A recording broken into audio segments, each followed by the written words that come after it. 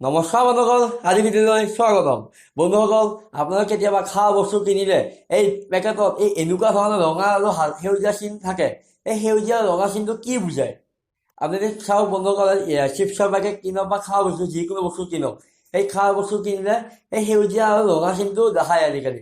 এই কি কাৰণত দেখায়? যদি আপুনি আগতে যদি গম পায়, কি গম পায় এইটো কমেণ্ট কৰি ক'ব। যদি গম নাপায় এইটো ভিডিঅ' মোৰ লগত চাওক। বলক পিছে বন্ধুসকল, ভিডিঅ'টো আৰম্ভণি কৰোঁ। এতিয়া চাব বন্ধুসকল, মই ভিডিঅ'টো বেছি দীঘলীয়া নকওঁ, একদম আপোনাক সহজ ভাষাত কম। চাব যদি বন্ধুসকল, যদি আপুনি যদি চিপছৰ পেকেটৰ বা যিকোনো খোৱা বস্তু পেকেটৰ পৰা যদি ৰঙা চিনটো দেখা পায়, এই ৰঙা চিনটো মানে হ'ল এই পেকেটৰ ভিতৰত বা এই খোৱা বস্তুৰ ভিতৰত মাছ মাংস যিকোনো মাংস জাতীয় বস্তু সোমাই আছে। আমাৰ সেনেকুৱা মাংস জাতীয় সেইটো বনাইছে। আৰু যদি গ্ৰীণ ডট দেখা পায়, সেইটো আমাৰ মাছ মাংস কোনো বস্তু দিয়া নাই, সেইটো আমাৰ ভেজিটেবল হয়।